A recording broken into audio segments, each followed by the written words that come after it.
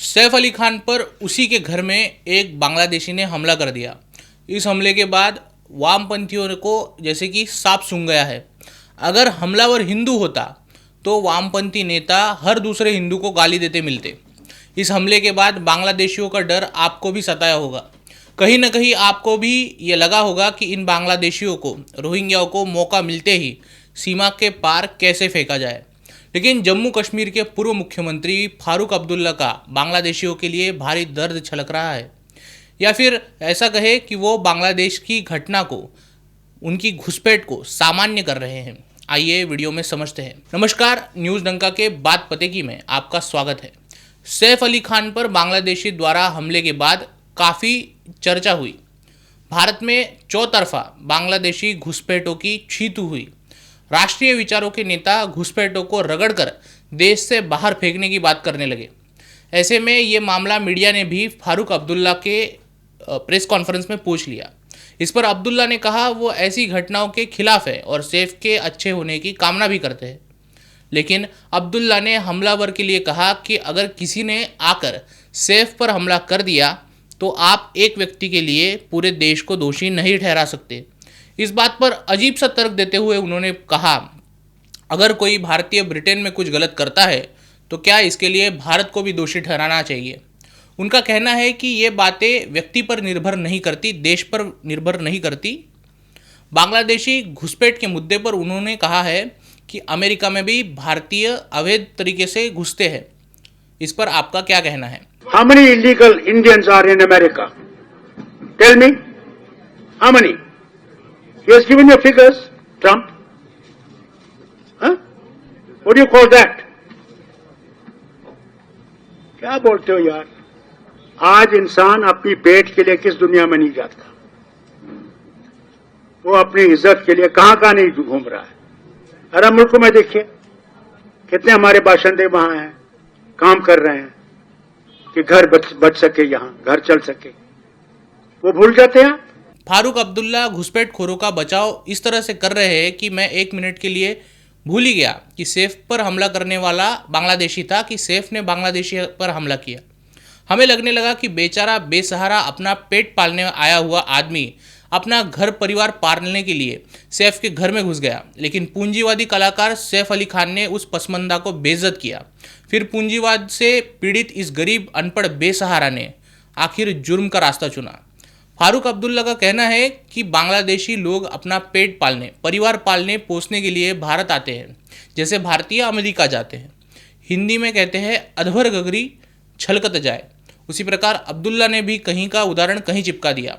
असल में अमेरिका में 7 लाख के करीब अवैध भारतीय अप्रवासी हैं। ये अप्रवासी कनाडा के रास्ते अमेरिका में पहुंचते हैं, जिन्हें वापस लेने के लिए भारत तैयार है। इन अप्रवासी भारतीयों में से कई तकनीकी काम जानते हैं और उन्हें H1B वीज़ा भी मिल सकता है। अर्थात ये भारतीय कल अमेरिका की अर्थव्यवस्था, उनके उद्योग मजबूत कर सकते हैं। अमेरिका सरकार को टैक्स भी दे सकते हैं। अमेरिका की जनसंख्या 35 करोड़ है और अमेरिका को उन भारतीयों की ज़रूरत भी है।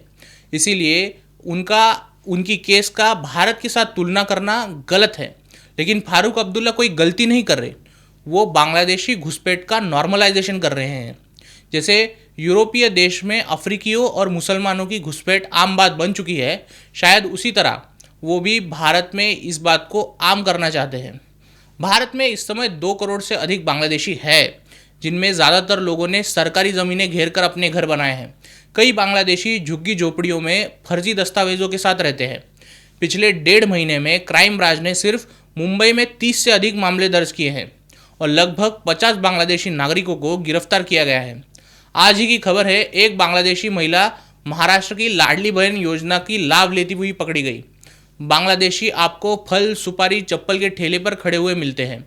भारत के सभी नॉन ऑर्गेनाइज बिजनेस में संलिप्त मिलते हैं। ये ड्रग्स तस्करी क्राइम्स में संलिप्त होते हैं। अगर आप छत्तीसगढ़ का केस देखें तो वहाँ अलग तरह का लव जिहाद चल रहा है। बांग्लादेशी जनजातीय लोगों की ज़मीन कब्जा करने के लिए, हड़पने के लिए उनकी बच्चियों को प्रेम जाल में फंसाकर उनकी ज़मीन हड़प रहे हैं। बांग्लादेशी झारखंड के कुछ जिलों की डेमोग्राफी तक बदल चुके हैं। ये लोग धीरे धीरे भारत के संसाधनों पर कब्जा कर रहे हैं।